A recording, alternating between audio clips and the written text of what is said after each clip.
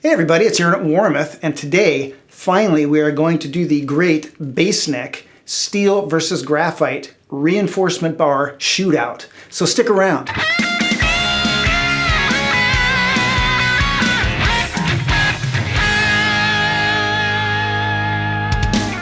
So this is the third video in this series. The first part was showing all the parts. The second part was assembling the parts. It's a very artistic video. There's no talking. So if you have missed those two, make sure and go back and check them out. If you don't want to go back and check them out, then I feel sorry for you. But to catch you up really quick, we're using all identical parts for this shootout. I have two necks that are identical in every way except for the reinforcement bars. So identical, in fact, that they are cut from the exact same piece of lumber. And all the other variables that people always bring up, like pickup height and distance from strings and all that stuff, we're paying attention to that, we're managing that. So there are really only going to be two variables in this test: the reinforcement bar material and moi. And I'm going to be doing my best to play as identical as I can with the same picking strength and same picking location and everything. So, but you know, what can you do? It's people that play basses, people that play guitars, so we have to do this test with people. But I feel pretty confident that we're going to be able to hear how big of a difference there is between these reinforcement bars. Anyway, that's enough yapping. Let's get to the test.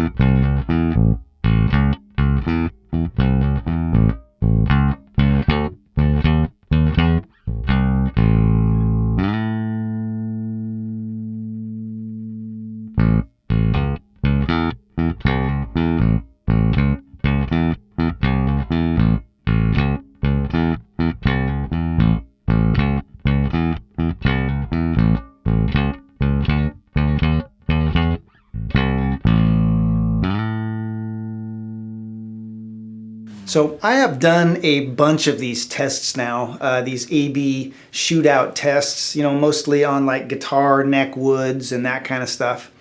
And the results are all really subtle. You really have to listen close to hear the difference. This one, I thought was probably the most obvious difference of any test I've done yet.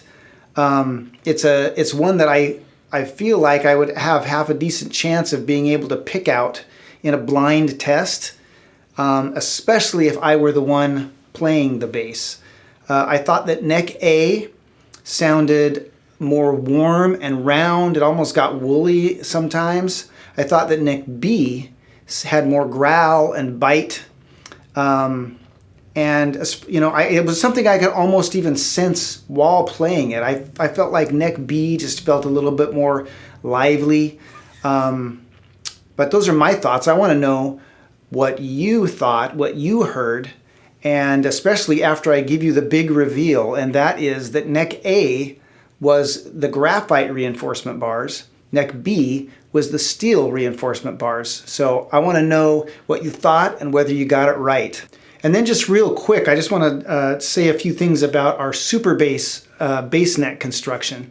Basically what it is you've got the truss rod like normal, and then on either side of the truss rod you have a couple reinforcement bars that can be either steel or graphite. And the reason that super bass construction came about was back in the day, back in the 80s, Ken Warmoth was trying to solve a couple problems. He saw a lot of old Fender bass necks that were kind of developing an S curve in them, and also played a lot of basses that had dead spots at various places on the fretboard, and he was trying to solve both of those problems. And so he put in the steel reinforcement bars, and they solved both problems. The necks didn't have any dead spots, and they were much more stable. And that's the way we ran for a long time, just with the steel reinforcement bars. But a lot of bassists kept clamoring for graphite, and so eventually he also added the graphite option. And so now we offer both. And which one that you should choose is really a matter of preference and what's important to you. Steel, I think we've shown, is brighter. Graphite is warmer. There's about a 4-ounce weight difference between the necks. If you want more detail on that, make sure you watch the first video in this series. So if weight is your overriding concern, go with the graphite for sure. If you prefer a warmer tone, graphite. If you aren't worried about a 4-ounce difference so much and you want that nice bright tone, with the more growl, then I would go for the steel. But again, I want to know what you think, so make sure you post down in the comments. Now, as far as what I used to get that tone, I used a Tech 21 VT bass pedal, and those are my settings right there.